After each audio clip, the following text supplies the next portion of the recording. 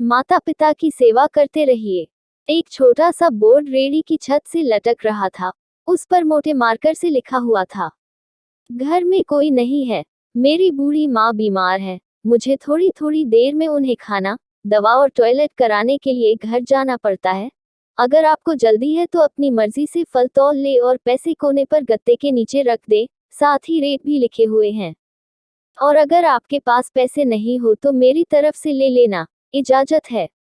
मैंने इधर उधर देखा, पास पड़े तराजू में 2 किलो सेब तोले, दर्जन भर केले लिए, बैग में डाले, प्राइस लिस्ट से कीमत देखी, पैसे निकाल कर गत्ते को उठाया, वहां 150 और 10-10 के नोट पड़े थे। मैंने भी पैसे उसमें रखकर उसे ढक दिया। बैग उठाया और अपने फ्लैट पे आ गया। रात को खाना खाने के बाद मैं और भाई उधर निकले तो देखा एक कमजोर सा आदमी, दाढ़ी आधी काली आधी सफेद, मैले से कुर्ते पजामे में रेड़ी को धक्का लगा कर बस जाने ही वाला था। वो हमें देखकर मुस्कुराया और बोला, साहब, फल तो खत्म हो गए। नाम पूछा तो बोला सीताराम।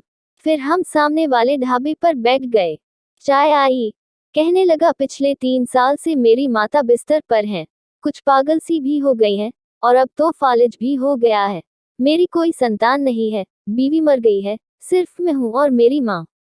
माँ की देखभाल करने वाला कोई नहीं है, इसलिए मुझे हर वक्त माँ का ख्याल रखना पड़ता है। एक दिन मैंने माँ का पांव दबाते हुए बड़ी नरमी से कहा, माँ, तेरी सेवा करने को तो बड़ा जी चाहता है, पर जेब खाली है और तू मुझे कमरे से बाहर निकलने नहीं देती। कहती है तू जाता है तो जी घबराने लगता है। तू ही बता मैं क्या करूं? अब क्या गले से खाना उतरेगा? न मेरे पास कोई जमा पूंजी है।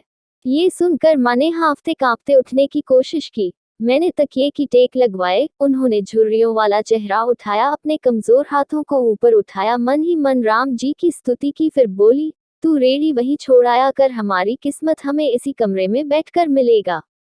मैंने कहा, माँ क्या बात करती हो, वहां छोड़ आऊंगा तो कोई चोर उचक्का का सब कुछ ले जाएगा। आजकल कौन लिहाज करता है, और बिना मालिक के कौन खरीदने आएगा। कहने लगी, तू राम का नाम लेने के बाद रेडी को फलों से भरकर छोड़कर आजा, बस ज्यादा बकबक नहीं कर। शाम को खाली रेडी ले आया कर, अगर तेरा रुपया गया तो मुझे बोलियो।